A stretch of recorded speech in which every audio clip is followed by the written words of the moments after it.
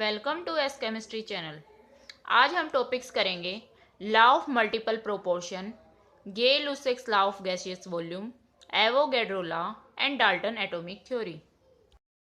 Law of multiple proportion, अगर दो elements हैं वो कंबाइन होकर एक से ज़्यादा कंपाउंड बनाते हैं और जिसमें एक एलिमेंट का मास फिक्स है, तो जो दूसरे एलिमेंट्स हैं उनका मासेस का जो रेशो है वो सिंपल होल नंबर रेशो होगा।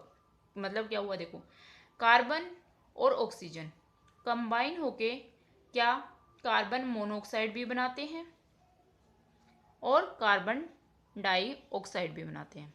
ठीक है, अब यहाँ पे कार्बन का मास कितना है 12, ऑक्सीजन का मास कितना है 16। यहाँ कार्बन का मास कितना है 12, ऑक्सीजन का कितना होगा 1 का 16, 2 का 32। तो कार्बन का मास क्या है फिक्स है, तो दूसरे जो एलिमेंट हैं उनका जो रेशियो है वो क्या होगा सिंपल होल नंबर रेशियो, यानी 16:32। कितना हो गया 1:2। ठीक है, तो यहाँ पे कार्बन और ऑक्सीजन का जो रेशियो, एक अनदर एग्जांपल करते हैं। देखो, हाइड्रोजन और ऑक्सीजन कंबाइन होके वाटर भी बनाते हैं H2O और हाइड्रोजन परऑक्साइड भी बनाते हैं H2O2। ठीक है, अब हाइड्रोजन का मास यहाँ पे कितना है 2, ऑक्सीजन का कितना है 16। यहाँ हाइड्रोजन का मास कितना है 2, हाइड्रोजन का मास कितना होता है 1 और 2 का हो गया 2। ठीक है, ऑक्सीजन का कितना हो गया 32। अब फिक्स किसका हो गया हाइड्रोजन का, तो किन का रेशियो जो है सिंपल होल नंबर रेशियो होगा ऑक्सीजन का। कितना हो गया 16:32, 1:2। न्यूमेरिकल करते हैं। Carbon is found to form two oxide which contain 42.9% and 27.3% of carbon respectively. इसमें कहा है कि कार्बन ऑक्सीजन ऑक्साइड बना रहा है, मतलब ऑक्सीजन के साथ कंबाइन होगा, दो ऑक्साइड बना रहा है जिसमें कार्बन की परसेंटेज दे रखी है। ठीक है, ये कह रहा है कि show that this figure illustrate the law of multiple proportion. तो हमें क्या करना है, देखो दो ऑक्साइड है, मान लिया हमने ए और बी, इसमें कार्बन की परसेंटेज दे रखी है कितनी 42.9% और बी में दे रखी है 27.3%। ठीक है, अब ऑक्साइड है तो ऑक्सीजन के साथ ही कंबाइन होगा, तो ऑक्सीजन की परसेंटेज निकाल लेंगे हम। कैसे निकालेंगे, टोटल 100 में से 42.9 माइनस कर दो, तो हमारी किसकी आ जाएगी ऑक्सीजन की परसेंटेज कितनी आ गई 57.1। ऐसे ही बी में जो है ऑक्सीजन की क्या परसेंटेज आएगी, 100 में से 27.3 माइनस कर देंगे, कितना आ गया 72.7%। अब देखो यहाँ पे कार्बन की, दोनों के कार्बन को कंपैरिजन करो, अलग अलग वैल्यूज है, ऑक्सीजन को करोगे तो भी अलग अलग वैल्यूज है। तो हमें लॉ ऑफ मल्टीपल प्रोपोर्शन के अकॉर्डिंग एक की वैल्यूज क्या होनी चाहिए फिक्स होनी चाहिए, तभी जो दूसरा एलिमेंट है उनका ratio simple whole number ratio होगा। ठीक है, अब यहाँ पे क्या करेंगे, हम एक वैल्यू को फिक्स कर लेंगे। देखो फर्स्ट ऑक्साइड की बात करते हैं, इन ऑक्साइड ए ऑक्सीजन जो है 57.1 पार्ट है ऑक्सीजन का, वो कंबाइन होता है 42.9 पार्ट ऑफ कार्बन पे। ऐसे लिख सकते हैं, part of oxygen combine with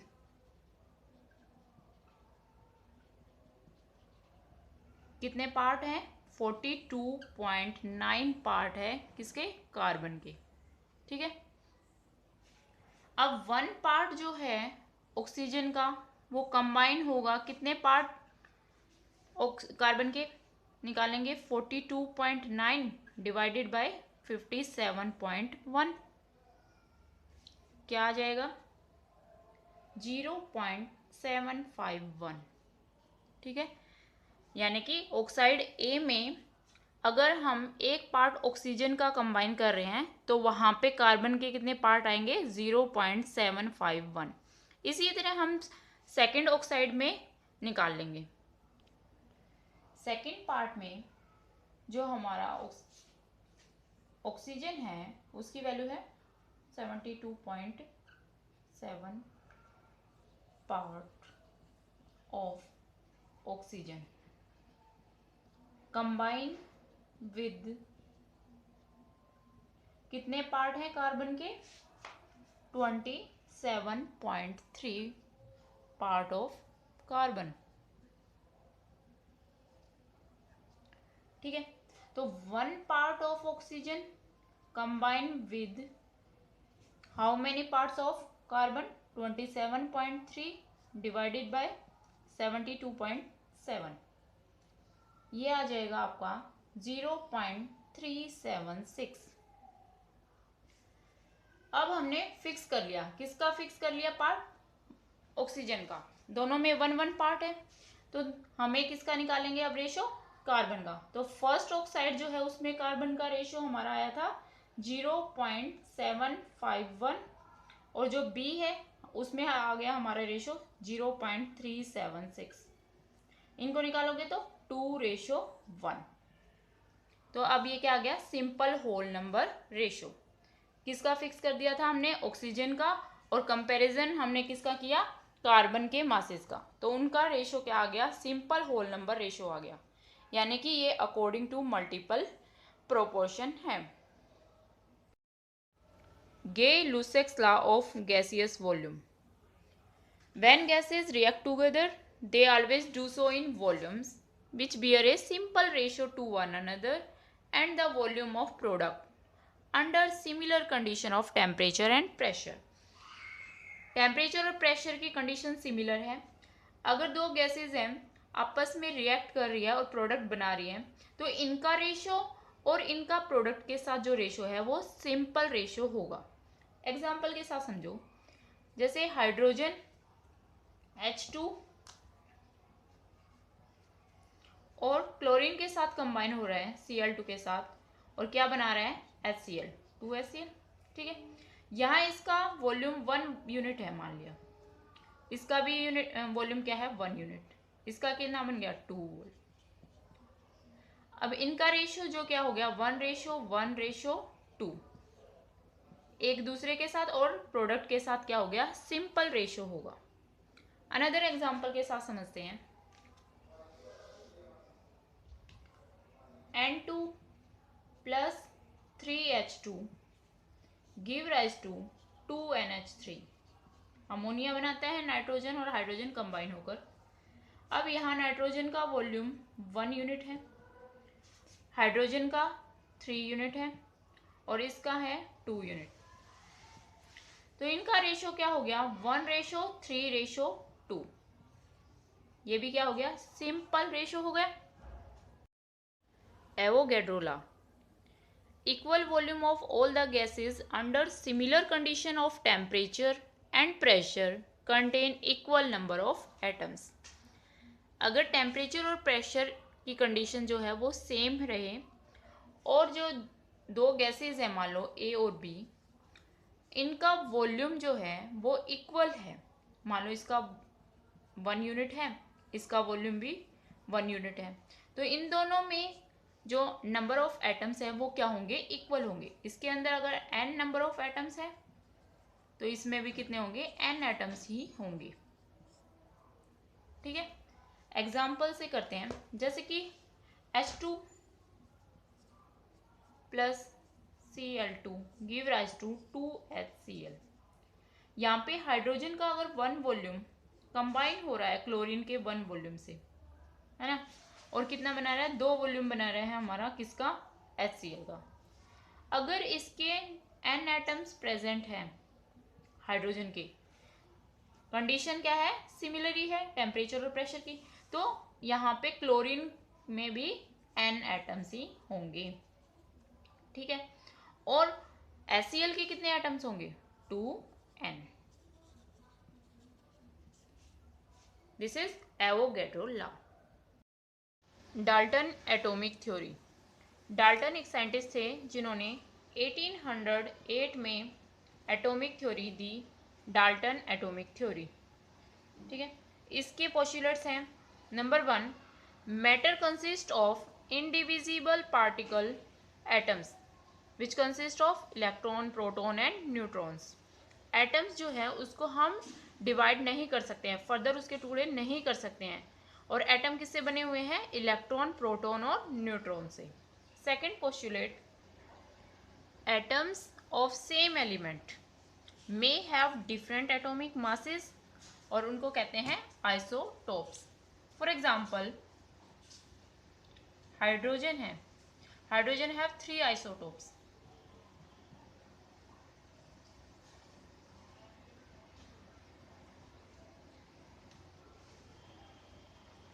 H11, H12, H31 hydrogen, जिसमें एटॉमिक नंबर तो सेम रहेगा ही 111, ठीक है। मास नंबर डिफरेंट है 1, 2 और 3। इसको हम प्रोटियम बोलते हैं, इसको ड्यूटेरियम बोलते हैं और इसको ट्रीटियम बोलते हैं।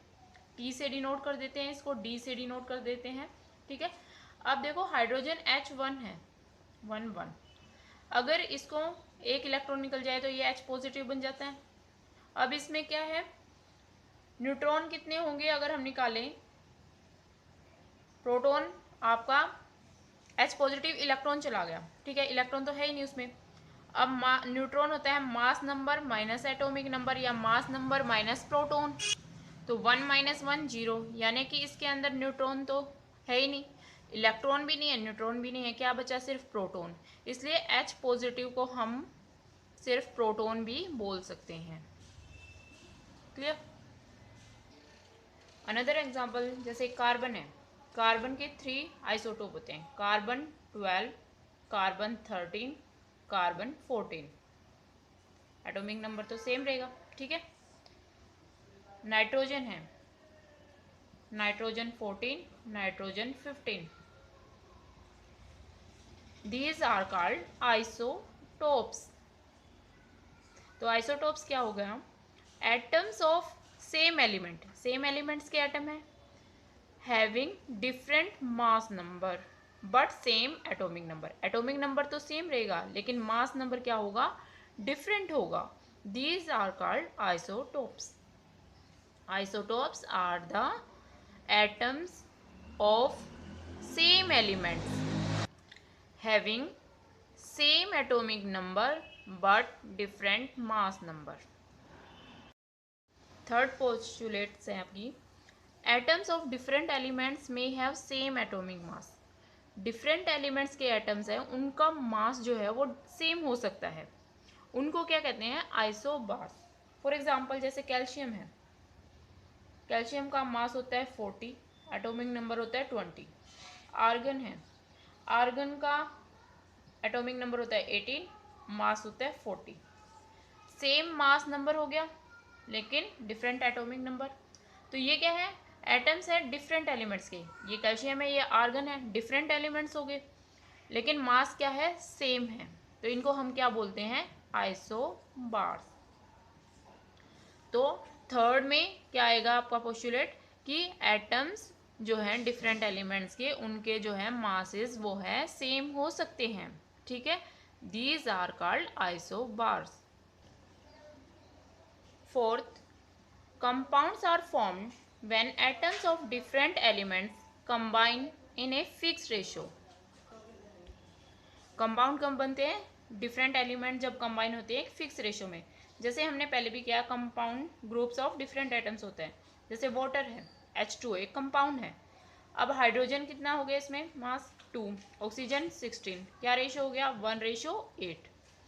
तो जब भी वाटर बनेगा, कहीं पर भी बने, इनका रेशो हाइड्रोजन और ऑक्सीजन का क्या रहेगा? 1:8 रहेगा। चाहे आप किसी भी मेथड से बना लो, अगर वाटर बनेगा तो उसका रेशो क्या होगा? हाइड्रोजन और ऑक्सीजन का 1:8। तो कंपाउंड जो बनते हैं वो डिफरेंट एलिमेंट से बनते हैं जब वो किस में? एक फिक्स रेशो में कंबाइन होते हैं। That is fourth postulates of Dalton atomic theory.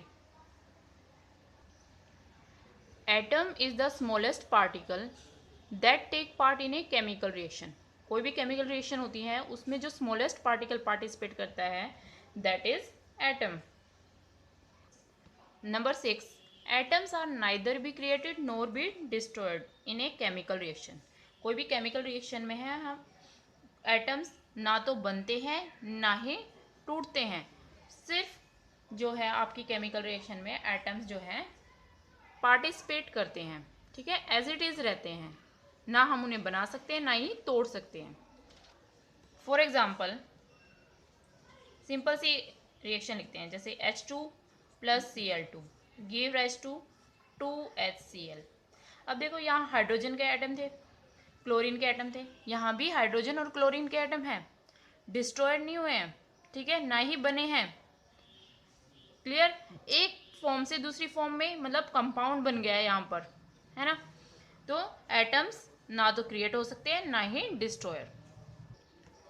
But by nuclear reaction हम जो है एक एलिमेंट के कोई भी एटम है उसको दूसरे में चेंज कर सकते हैं आर्टिफिशियली। जैसे कि नाइट्रोजन है,